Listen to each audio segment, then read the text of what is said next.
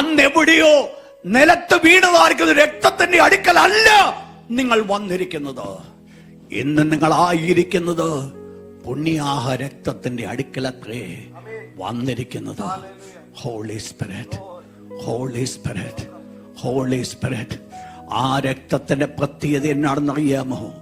ഒരുപക്ഷെ യഹൂദന്മാർ ചിന്തിച്ചു, ശാസ്ത്രമാര് മഹാപുരോഹിതന്മാർ ചിന്തിച്ചു ആ രക്തം താഴേക്ക് വീണുവെന്ന്. പക്ഷേ ദൈവത്തിന്റെ വിശുദ്ധ വചനം പഠിക്കുമ്പോൾ ഒന്ന് മനസ്സിലാക്കാം, അത് ഒരു തുള്ളി പോലും നഷ്ടപ്പെടാതെ സ്വർഗത്തിലെ ദൈവം സൂക്ഷിച്ചിരിക്കുക. അത് സൂക്ഷിച്ചിരിക്കുന്നുവെന്ന് മാത്രമല്ല, അതിന്റെ മറ്റൊരു പ്രത്യേകതയുണ്ട്.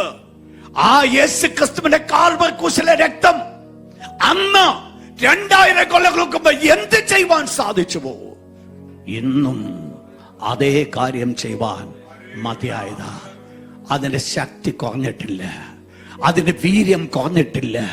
2 കാലങ്ങൾ കഴിയുമ്പോൾ എല്ലാവരുടെ വീര്യം കുറയുന്നുണ്ട്, പക്ഷെ യേശുവിന്റെ രക്തത്തിന്റെ വീര്യം കുറഞ്ഞിട്ടില്ല. ദൈവത്തിന്റെ ദാസൻ യെശയ്യാ വിളിച്ചു പറയുക, വരുവീൻ നമുക്ക് തമ്മിൽ വാദിക്കാം. ദൈവത്തിന്റെ അരുളപ്പാട് യെശയ്യാവിൽ കൂടെ വെളിപ്പെടുത്തുമ്പോൾ ദൈവം വിളിച്ച് ചോദിക്കുന്ന ഒരു ചോദ്യമുണ്ട്.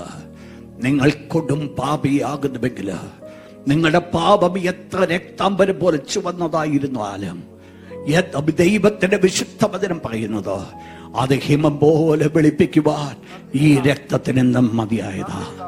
ഇന്നും ഞാൻ നിങ്ങൾ ഇവിടെ വന്നിരിക്കുന്നതിന്റെ കാരണം എന്നാണെന്ന് അറിയാമോ? ആ രക്തത്തിന് ശക്തിയുള്ളതാ. ഹല്ലേലൂയ. ഇന്നലത്തെ കൊടും പാപിയെ ഇന്ന് വിശുദ്ധനായി മാറ്റിയെങ്കിൽ ആ മാറ്റുവാനുള്ള കാരണമെന്ന് പറയുന്നത് ആ രക്തത്തിന് ശക്തിയുണ്ട്.